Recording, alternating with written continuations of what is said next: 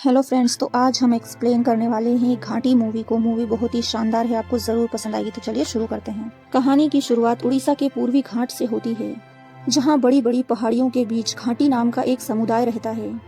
घाटी समुदाय गांजे की तस्करी और उसकी खेती के लिए फेमस है और यहाँ पर उगने वाला गांजा 4 अलग अलग वेराइटी का होता है, जो अपनी क्वालिटी के लिए काफी ज्यादा कीमती है। तस्करी के दौरान कई लोग पुलिस के हाथों में आ जाते हैं और फिर भी वे तस्करी करना नहीं छोड़ते। आगे हम देखते हैं कि आंध्र प्रदेश और उड़ीसा की बॉर्डर पर दोनों राज्य की पुलिस ने 3 गांजे के ट्रक पकड़े थे और माल के बंटवारे को लेकर ये पुलिस आपस में ही लड़ाई कर लेती है। तभी वहाँ पर सीबीआई ऑफिसर विश्वदीप आता है और वो सीबीआई विश्वदीप कहता है कि एक ट्रक आंध्र प्रदेश वाले रख लो, एक ट्रक उड़ीसा वाले रख लो और बाकी का एक ट्रक बेचकर दोनों अपना काम चला लो। तभी विश्वदीप की नजर एक ट्रक के टैंक पर जाती है। विश्वदीप जैसे ही उस टैंकर को खोलकर देखता है तो उसके तो होश ही उड़ जाते हैं, क्योंकि उसमें डीजल नहीं बल्कि एक खास किस्म का लिक्विड गांजा भरा था। लिक्विड गांजा बाकी विश्वदीप शीलावती नाम के गांजे का पता करने में लग जाता है। इधर कोलकाता में बिजनेसमैन मदानी को उसका सेक्रेटरी बताता है कि उनका 3 ट्रक माल पकड़ा गया है। हालांकि ये माल मदानी के पास आ रहा था और उस गांजे के असली मालिक तो भाई लोग थे, जिनका नाम कस्ताला और कुंदलू होता है, जो कि घाटी एरिया के गांजा माफिया थे। अब वे हैरान रह जाते हैं कि पुलिस वालों ने उनके लिक्विड गांजे को कैसे पकड़ लिया। अब सच्चाई की जानकारी लगाने के लिए दोनों भाई अलग अलग निकल जाते हैं। एक गांजे की खेती वालों के पास जाता है तो दूसरा बिजनेसमैन के पास, और कई सारे लोगों पर शक करके वो लोगों को मार डालते हैं। इसके बाद हम शीलावती नाम की एक बस कंडक्टर को देखते हैं। शीला राजू नाम के लड़के से बहुत प्यार करती है। हम देख पाते हैं कि राजू एक लैब में टेक्नीशियन का काम करता है। अब बस का काम खत्म होने के बाद शीलावती राजू से मिलती है। इसके बाद ये दोनों साथ में घूमने जाते हैं। इधर अगले दिन उड़ीसा पुलिस घाटी के लोगों से पूछताछ कर रही होती है। तभी राजू वहाँ कुछ पैसे देने के लिए जाता है। पुलिस कहती है, क्या तुम भी इन्हीं लोग के साथ हो? क्या तुम भी गांजे की तस्करी करते हो? इस पर गाँव का एक आदमी बोलता है, राजू ने तो ये काम कई दिनों से छोड़ दिया है। वो आदमी बताता है कि राजू ने एक बार अपने पिता के साथ तस्करी की थी, लेकिन जब वो पुलिस में पकड़ा गए तो पिता तो उसके मारे गए, लेकिन राजू को उसकी माँ के कहने पर तस्करी छोड़ना पड़ी और तभी से राजू ने तस्करी छोड़ दी।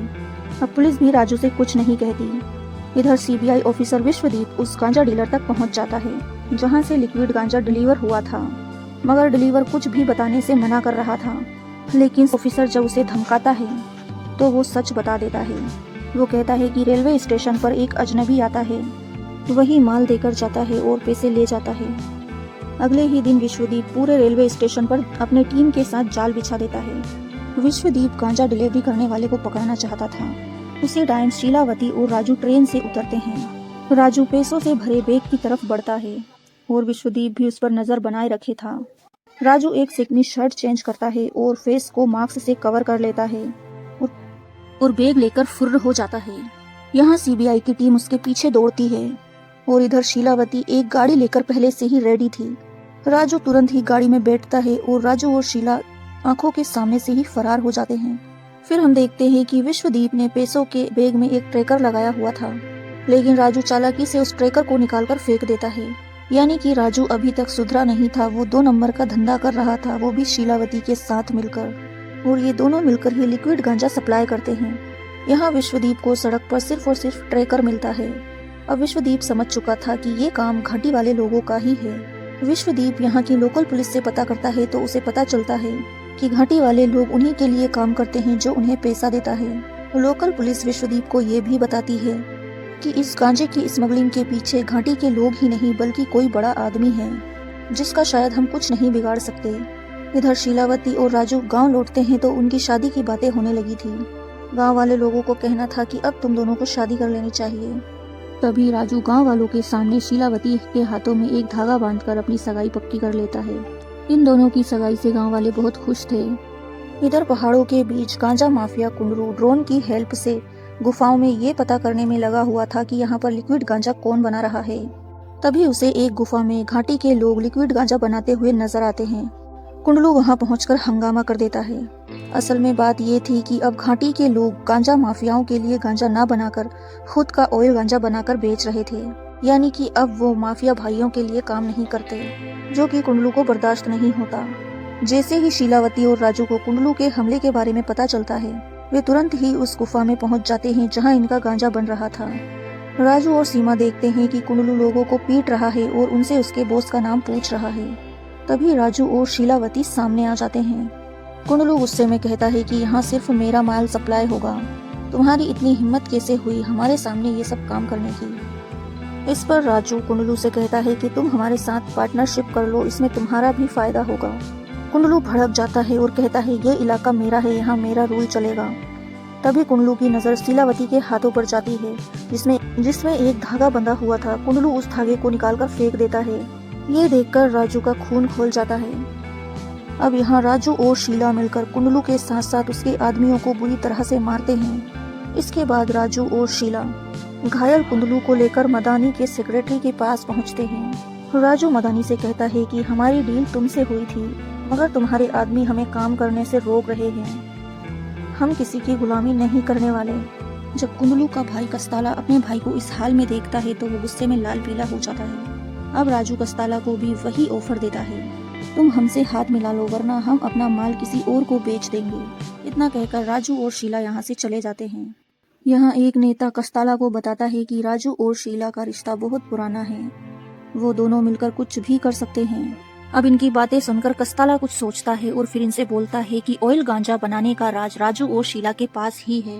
इसके बाद कस्ताला घाटी वाले लोगों से मिलने जाता है और उनके ऑयल गांजा बनाने वाले तरीके को देखकर कस्ताला हैरान रह जाता है।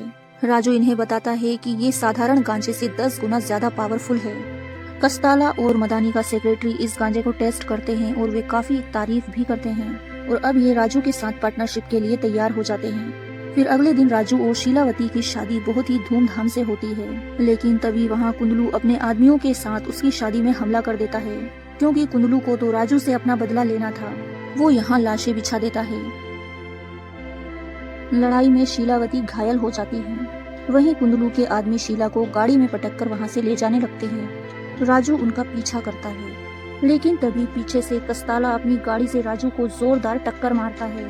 कस्ताला राजू से बोलता है कि अब तू देखना कि बड़े लोगों से पार्टनरशिप करने का अंजाम क्या होता है। कस्ताला के कहने पर कुंडलू शीलावती का मंगलसूत्र छीन लेता है और फिर उसकी साड़ी खींचकर वे शीलावती को एक खंबे से बांध देते हैं। राजू अपने प्यार को बचाने के लिए तड़प रहा था, मगर कस्ताला के आदमियों ने उसे पकड़ रखा था। जैसे तैसे राजू खुद को छुड़ाकर आगे बढ़ता है तो कस्ताला उसे 2 गोलियां मार देता है। राजू की ऑन द स्पॉट मौत हो जाती है। इधर कुंडलू शीलावती के सारे कपड़े निकाल देता है, मगर अब शीलावती को कोई फर्क नहीं पड़ रहा था। फिर कुछ दिनों बाद का सीन दिखाया जाता है, जहां विश्वदीप राजू की तलाश में उसके लैब में पहुंचता है और उसे पता चलता है कि राजू तो कब का मर चुका। अब विश्वदीप राजू के असिस्टेंट विनोद को पकड़ता है। विनोद तो कहता है मुझे कुछ नहीं पता, लेकिन विश्वदीप के डर की वजह से वो सब कुछ बता देता है। वो कहता है कि राजू जो कुछ भी कर रहा था वो घाटी के लोगों के भले के लिए कर रहा था। विनोद बताता है कि राजू ने गांव में स्कूल और अस्पताल बनाने के लिए सरकार को काफी सारा फंड दिया था, ताकि सरकार उनके गांव में स्कूल और अस्पताल बना दे। एक तरह से राजू इनके गांव का रॉबिन हुड हुआ करता था। राजू इन तस्करी के पैसों से अच्छे काम करता था।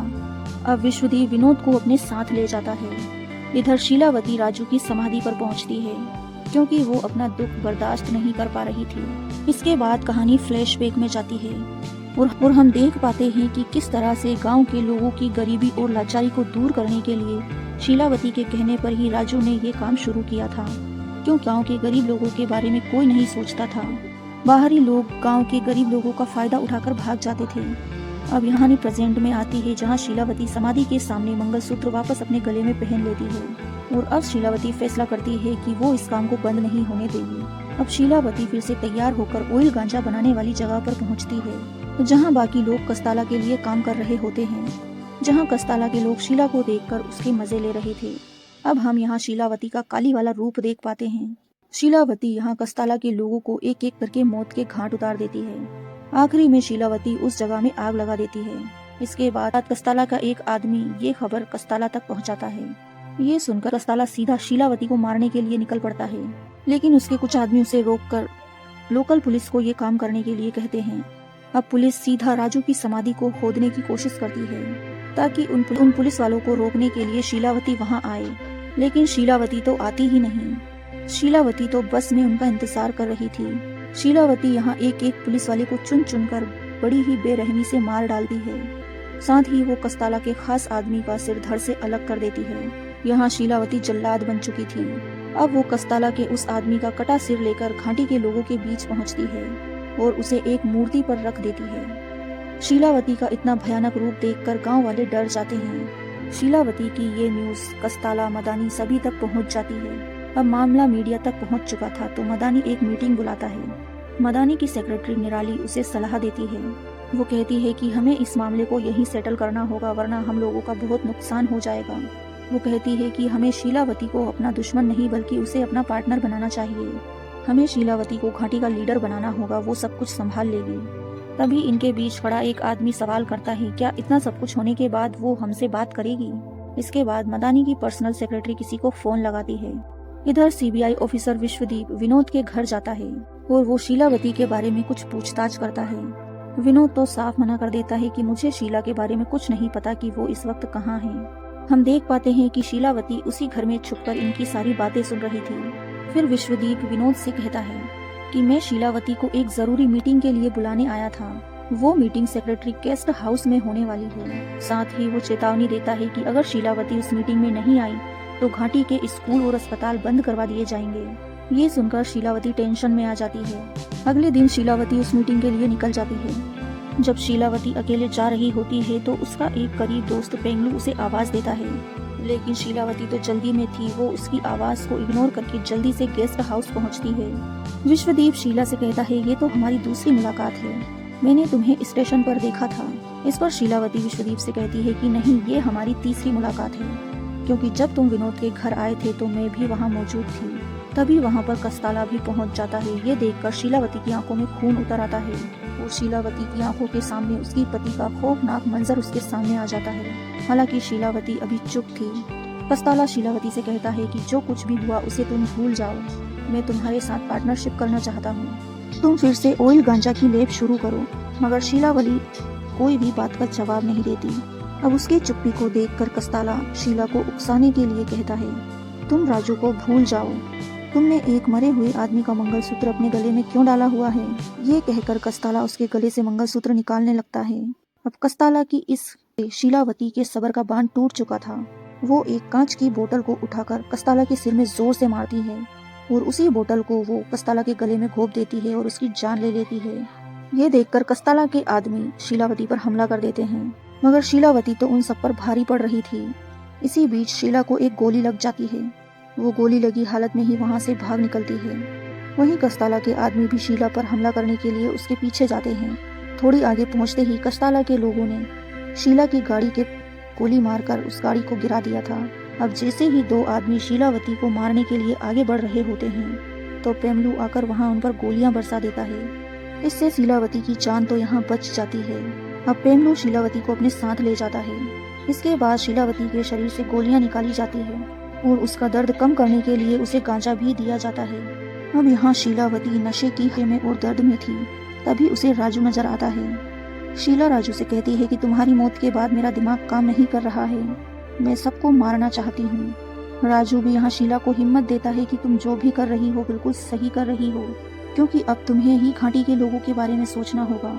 अब गोली निकलने के बाद ही पेमलू शीलावती को बेहोशी की हालत में यहाँ से ले जाता है, क्योंकि कुंडलू के आदमी हर तरफ शीला को ढूंढ रहे हैं। वहीं कुंडलू अपने भाई कस्ताला की मौत पर अंदर ही अंदर जल रहा होता है।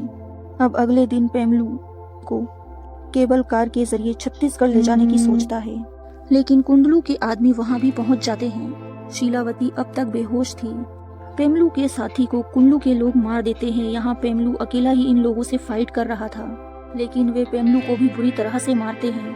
तभी इधर बेहोशी की हालत में शीलावती को फिर से राजू की आवाज सुनाई देती है। उसके कानों में आवाज गूंजती है कि अब सब कुछ तुम्हें ही संभालना है। ये आवाज आते ही शीलावती की आंखें खुलती है। अब शीलावती कुंडलू के आदमियों पर तूफान की तरह बरस जाती है। यहाँ शीलावती ने कत्ले आम मचा दिया होता है।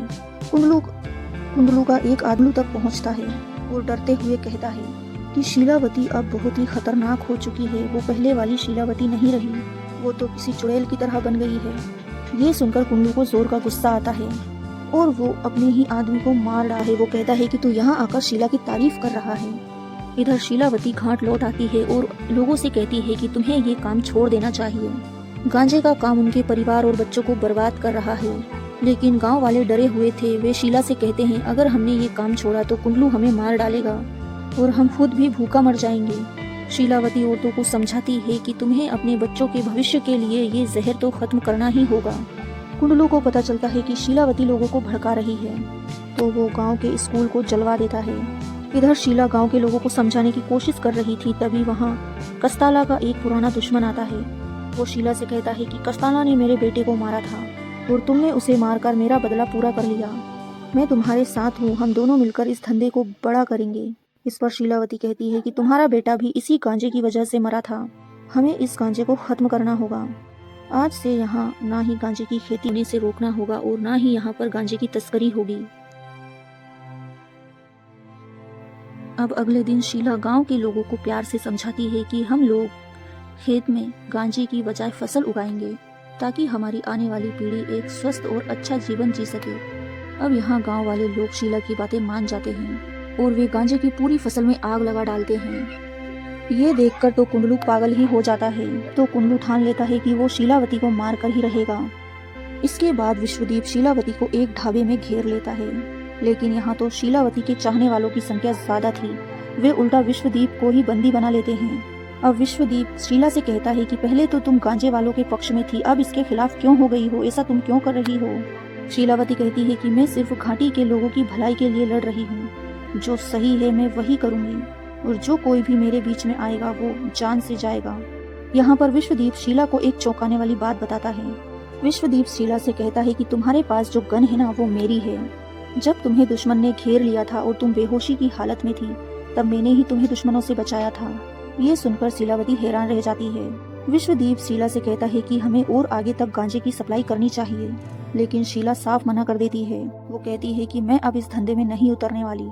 इधर कुंडलू घाटी में आ जाता है और लोगों को गांजा डिलीवर करने के लिए कहता है, और जब लोग गांजा डिलीवर करने से मना करते हैं तो वो कई लोगों को बेरहमी से मारता है।